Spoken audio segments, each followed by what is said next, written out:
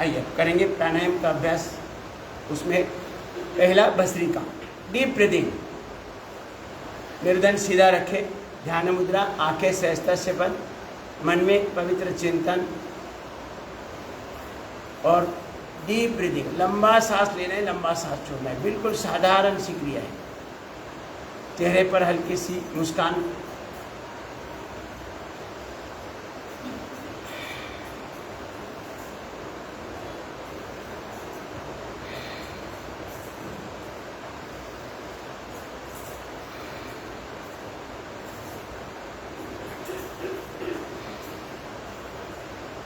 अपने एक एक सेल 37 ट्रिलियन सेल्स, उनका स्ट्रक्चर और कैरेक्टर ठीक होगा जब पर्याप्त प्राण शक्ति हम उपलब्ध करा के देंगे। इसलिए दिन भर जब भी याद आए लंबा गहरा सांस भरने की आदत डालो।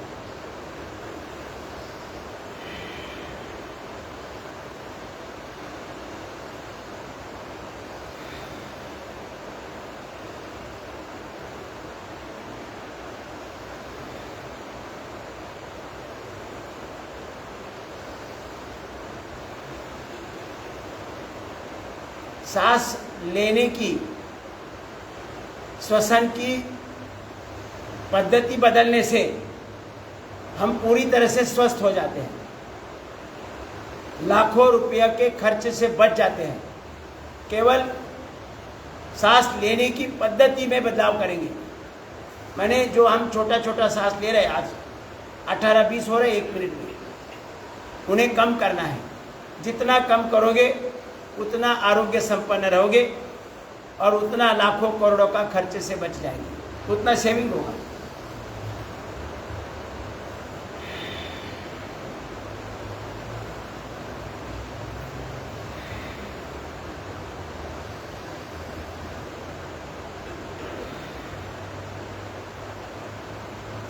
लोगों को यह क्रिया साधारण लग रही है, लेकिन दिन भर जब सांसोश्वास कर रहे हैं तब तो नहीं लगता है कि भाई ये सांस क्या बेकार काम ले रहे छोड़ रहे, ले रहे छोड़ रहे। उसे एक बार बंद करके देखो, फिर पता चलेगा कि कितना महत्व है। और हम जो कर रहे हैं नॉर्मल स्थिति में वो गलत हो रहा है। छोटा छोटा सांस ले रहे, उसके कारण हमने जितना सांस लिया है उतना बाहर छोड़ भी नहीं रहे, दोबारा वापस ले रहे। तो इस कारण अपने लंग्स के अंदर कार्बन ही कार्बन भरा पड़ा है। लंग्स के अंदर जो 7 करोड़ 20 लाख वायुकोश है, उनके अंदर कार्बन ही कार्बन भरा है। तो ये तब उसका निष्कासन होगा जब हम लंबा सांस लेंगे और लंबा छोड़ेंगे, तब ये कार्बन धीरे धीरे बाहर निकल जाएगा और हमारे लंग्स के अंदर जो 7 करोड़ 20 लाख वायुकोश है उनकी शुद्धि होगी। फिर हम ज़्यादा वायु इन वायु कोशों में समाहित कर पाएंगे और ज़्यादा वायु में से ज़्यादा ऑक्सीजन हमारा हीमोग्लोबिन एब्सॉर्ब करके अपने 37 ट्रिलियन सेल्स को देगा। इसके लिए डीप ब्रीदिंग आवश्यक है, लंबा गहरा सांस।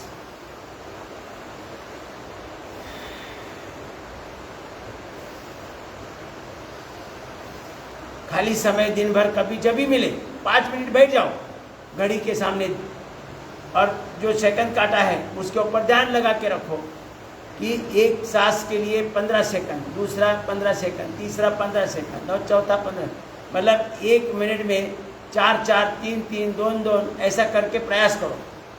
फिर अपनी बड़ी सहजता से ही नॉर्मल ब्रीदिंग जब होगा तब वो डीप ब्रीदिंग होगा। जो संख्या 18-20 हो रही है वो धीरे धीरे कम होते जाएंगे और अपने शरीर में बदलाव महसूस कर पाएंगे। आइए अब करेंगे कपालभाति। अपान मुद्रा लगाएं, अलग अलग मुद्रा लगाएं, अलग अलग एक्यूप्रेशर के पॉइंट दबाएं और केवल नाक से छींकना है।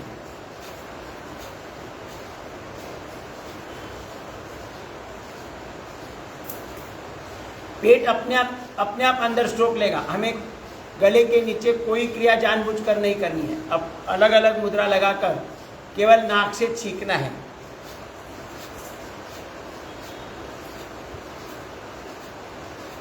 कोई कॉम्प्लिकेशन नहीं है। जितना भी हम ताकत लगानी है वो नाक से हवा बाहर फेंकने में लगाओ, बाकी कहीं ताकत लगाने की आवश्यकता नहीं है। पेट अपने आप अंदर खींचा जाएगा।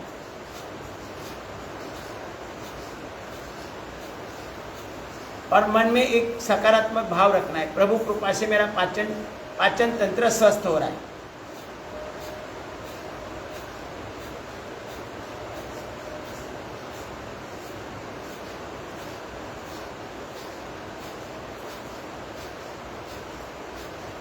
एक क्रिया से हमारे पूरे शरीर में जो भी एनर्जी सेंटर्स हैं, जिसे हम चक्र बोलते हैं, मॉडर्न साइंस उसको सिस्टम बोलता है, reproductive system, excretory system, digestive, skeleton, respiratory, circulatory, nervous, endocrine system, मूलाधार से सहस्राधार तक सभी एनर्जी सेंटर्स एक्टिव हो जाते हैं। उन्हीं के द्वारा हमारे संपूर्ण शरीर और जीवन का संचालन होता है। तो ये अकेली कपालभाति से ये सभी के सभी एनर्जी सेंटर्स क्रियाशील बन जाते हैं।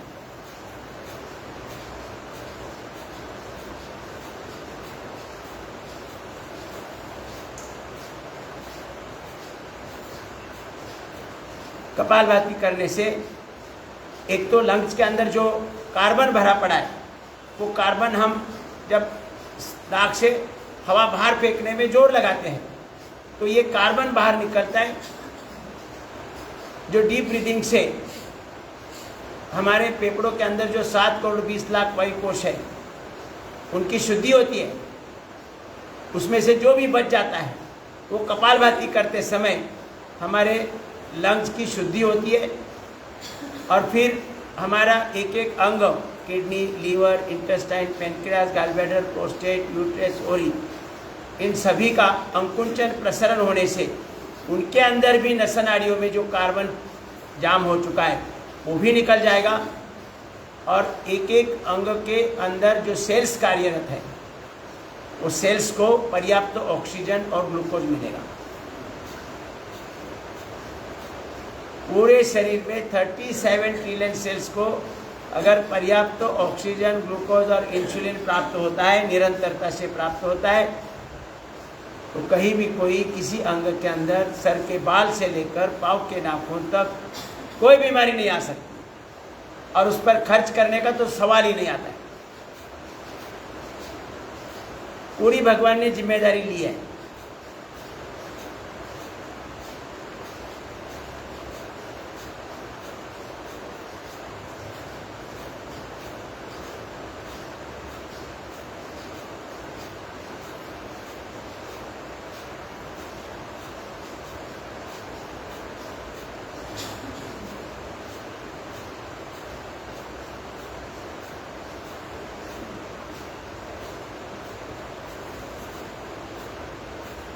पाचन में बिगाड़ होगा तो बैड कोलेस्ट्रॉल की निर्मित होगी। फिर नस नाड़ियों में ये बैड कोलेस्ट्रॉल जमता जाएगा। फिर हाई बीपी की समस्या होगी। फिर धीरे धीरे ये समस्या बढ़ते बढ़ते एक दिन ब्लॉकेज आ जाएगी, तो उसके लिए बाईपास करनी पड़ती है। तो ये आवश्यक नहीं है, बाईपास बिल्कुल आवश्यक नहीं। मैं स्टैम्प पेपर पर लिख के देता हूँ, कोई आवश्यकता नहीं है। पाचन जैसे ठीक होगा बैड कोलेस्ट्रॉल की निर्मित बंद हो जाएगी और हमारे नस नाड़ियों में जो बैड कोलेस्ट्रॉल जमा हुआ है धीरे धीरे उसका निष्कासन होगा। ना हाई बीपी की समस्या होगी, ना ब्लॉकेज की समस्या आएगी।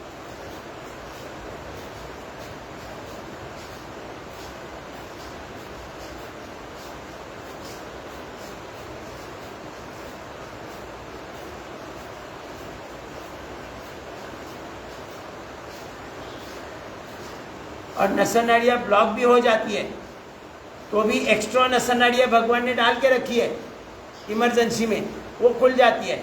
अगर हमारा जैसे ही पाचन ठीक होगा और बैड कोलेस्ट्रॉल की निर्मित बंद होगी तो हमारी जो एक्स्ट्रा नस नाड़ियाँ है उसके द्वारा कार्य संचालित होना शुरू हो जाएगा।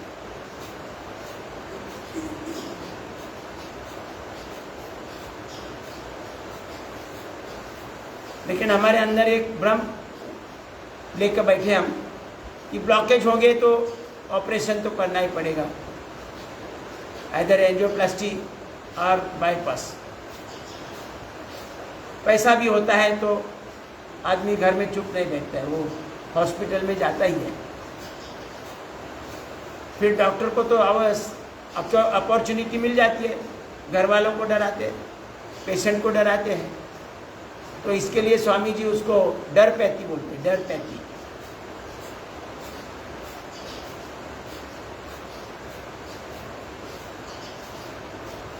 अलग अलग मुद्रा लगाएं, समान वायु मुद्रा, 5 उंगली इकट्ठा करके समान वायु मुद्रा, तो पाचन ठीक होगा।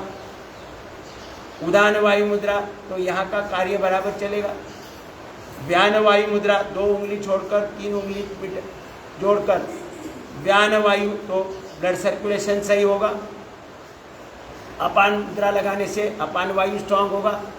प्राण मुद्रा लगाने से प्राण वायु, यानी हार्ट और लंग्स का कार्य में कोई बिगाड़ नहीं आएगा। थोड़ा थायराइड का पॉइंट भी दबाएं। जिसको जो समस्या लग रही है वो मुद्रा लगाए, वो पॉइंट दबाए।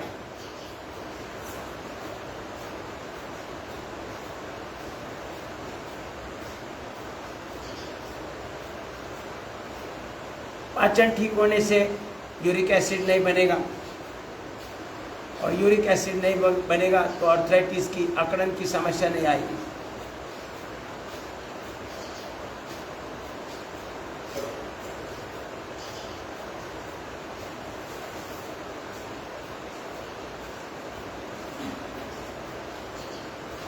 यूरिक एसिड अपने जॉइंट्स में जमा हो जाता है, अपना घर बनाता है, और वह जॉइंट्स में, चाहे वो उंगली के जॉइंट्स हो या यहाँ के हो या यहाँ के हो, जॉइंट में वो अपनी जगह बना देता है, और फिर वहाँ जो कार्टिलेज है वो उनको बर्न आउट करता है। ये यूरिक एसिड, एसिड ही है यूरिक एसिड, तो फिर वहाँ पर दर्द शुरू हो जाता है।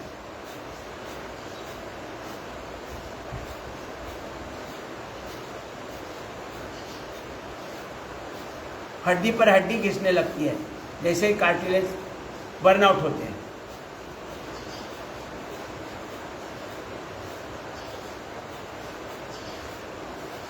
और कार्टिलेज वापस आ जाते हैं अगर ज़्यादा आधा घंटा, 1 घंटा कपालभाति करेंगे। पाचन जैसे ठीक होगा तो कार्टिलेज जैसे बन गए हैं पहले से, बचपन से, वैसे दोबारा बन जाते हैं। उसमें आपको चेंज करने की आवश्यकता नहीं है। ये भ्रम है कि एक बार कार्टिलेज खराब हो गए तो दोबारा नहीं बनेंगे, उसके लिए बाहर से ही लगाने पड़ेंगे। ये गलत है।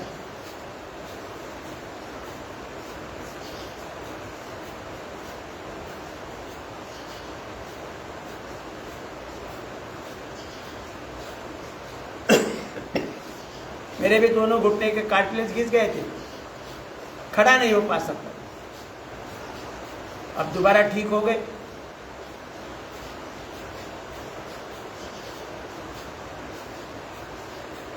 मैंने जो पाया है वो खाली लोगों तक पहुंचाने का काम मैं कर रहा हूं।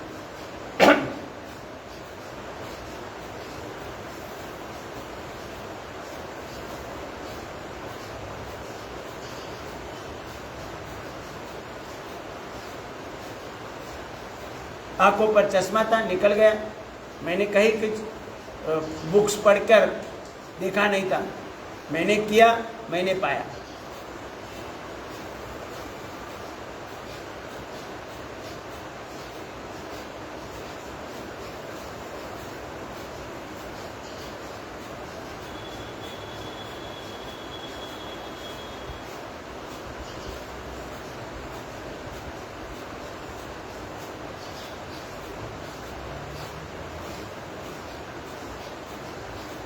स्ट्रोक लगाने में कंजूसी नहीं करना, नाक से हवा बाहर फेंकने में कंजूसी नहीं करना है।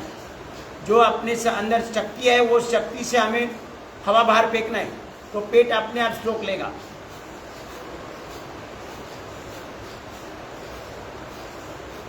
हार्ट आईवीपी या ब्लॉकेज की समस्या है तो धीरे धीरे करें, हल्का हल्का स्ट्रोक लगाए, इस प्रकार से।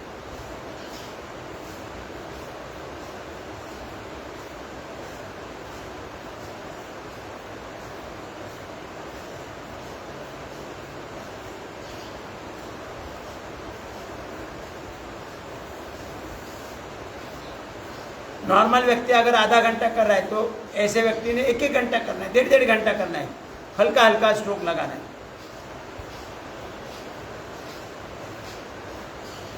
जब तक हमारा पाचन ठीक नहीं होगा, बैड कोलेस्ट्रॉल की निर्मित बंद नहीं होगी।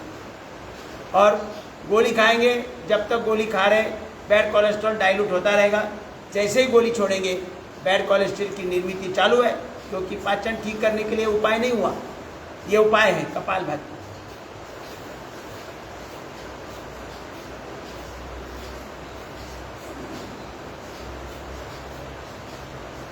जो भी हम दवा ले रहे बाहर से, वो केवल बीमारी को मेंटेन करने का काम कर रहे, क्योर नहीं है। क्योर अंदर ये भगवान की पूरी मोनोपोली है।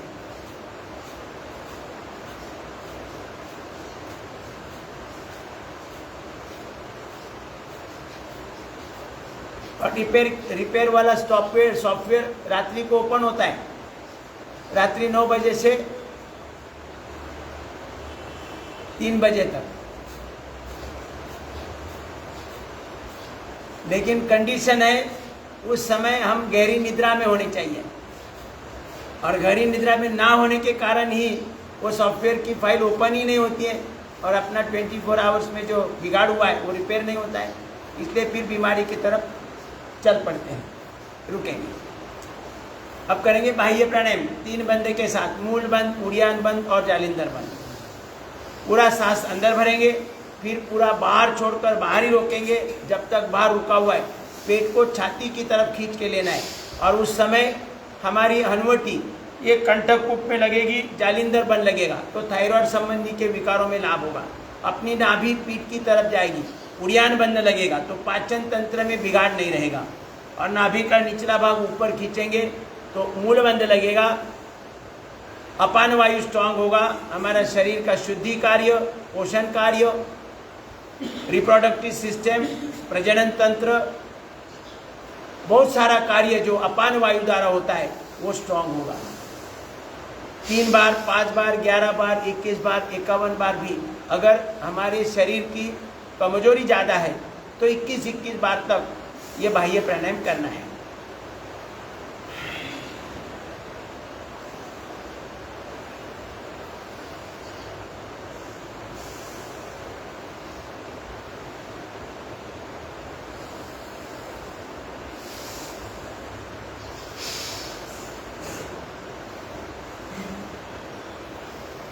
हमारे शरीर की और जीवन की समस्त कमियां दूर करना चाहते हैं तो ये 21-21 बार तक बाह्य प्राणायाम करें। आपको पता ही नहीं चलेगा, कायनात मदद में आ जाती है। पूरी कायनात हमें मदद करने में आगे आ जाती है, लेकिन वो हमें अनुभव करने के लिए हमें ये क्रिया 21-21 बार तक करनी आवश्यक है।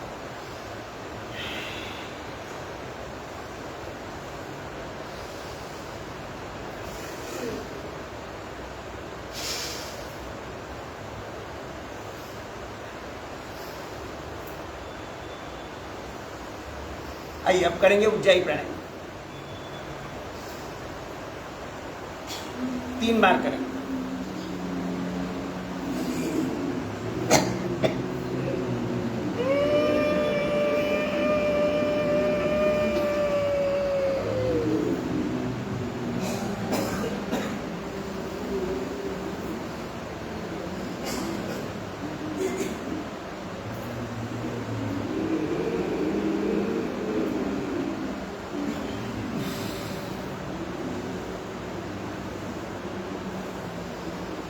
थायराइड विशुद्धि चक्र, थायराइड के T3, T4, TSH हार्मोन सही होने चाहिए, बैलेंस होने चाहिए। प्यूरिफिकेशन सेंटर है ये अपना थायराइड। अपना शरीर, अपना जीवन पवित्र बनेगा, इसके लिए कपालभाति, ये थायराइड का पॉइंट, उज्जाई प्राणायाम, सिंहासन पर्याप्त मात्रा में करना आवश्यक है।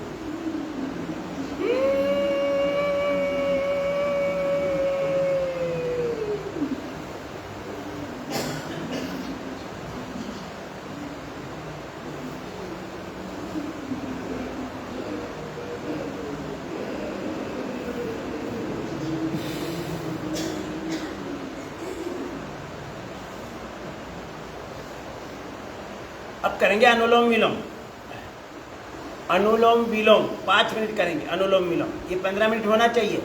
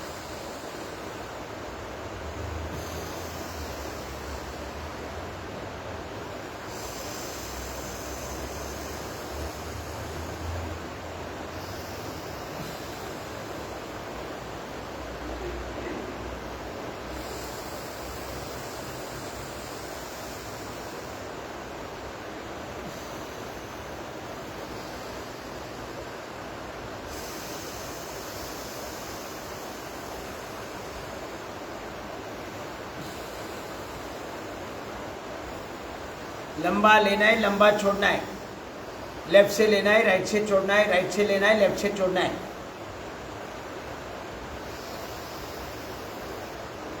लंग्स के अंदर जो 7 करोड़ 20 लाख वायु कोश है उनकी शुद्धि हो रही है। हमारे शरीर में 72 करोड़ 72 लाख 10,201 नसा नाड़ियाँ है, उनकी भी शुद्धि हो रही है।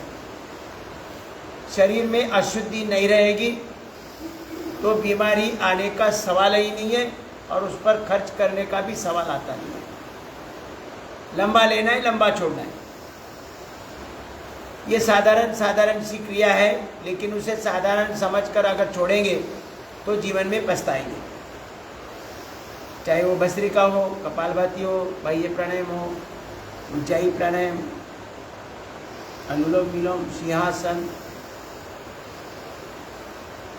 लंबा लेना, लंबा छोड़ना जरूरी है।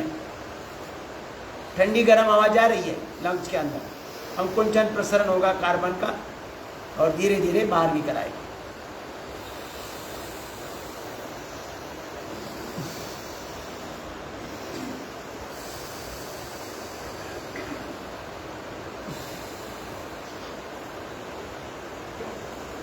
जिस दिन हमें पूरा संसार पवित्र लगने लगेगा और उनके सबके प्रति प्रेम भाव जागृत होगा, तब समझ लेना कि मैं आरोग्य संपन्न हो गया। किसी के भी प्रति द्वेष भाव नहीं, हमें दुख देने वाले के प्रति भी प्रेम भाव, हमें तकलीफ देने वाले से के प्रति भी प्रेम भाव। तब समझ लेना कि हम आरोग्य संपन्न बन गए, मैं आरोग्य संपन्न बन गया। Deep breathing. हम सभी भगवान की संतानें हैं, भगवान जैसा ही स्वभाव। भगवान को किसने गालियाँ दी तो तुरंत वो उसको कुछ तकलीफ नहीं देता है, उनकी सेवा चालू है। भगवान ही पूरा शरीर का संचालन कर रहा है, तो शरीर का संचालन बंद नहीं करता है। इसीलिए भगवान जैसा स्वभाव जिस दिन होगा, उस दिन अखिल विश्व का मानव भगवत स्वरूप बनकर पूरे संसार के प्रति प्रेम भाव से देखेगा। ना लड़ाई झगड़ा होगा, ना उसके ऊपर खर्च होगा। Deep breathing.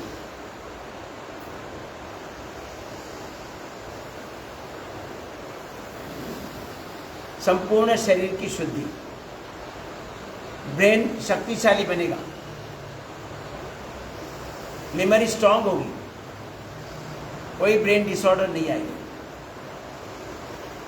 आखिरी क्षण तक जैसे युवा अवस्था में थे वही युवावस्था आखिरी क्षण में भी होगी और खुशी खुशी अपने परिवार वाले विदा करेंगे और बड़े खुश होंगे कि भाई देखो एक क्षण भर भी हमें तकलीफ नहीं दी। आजी आजोबा जो भी कोई है, नहीं तो परेशान होते आजकल लोग। ये नौबत ना आए तो सबको योग के प्रति आकर्षित करो, आमंत्रित करो और योग के लिए प्रेरित करें। रुके ओम। अब करेंगे थोड़ा सा आसन का अभ्यास। पीठ पर आ जाए।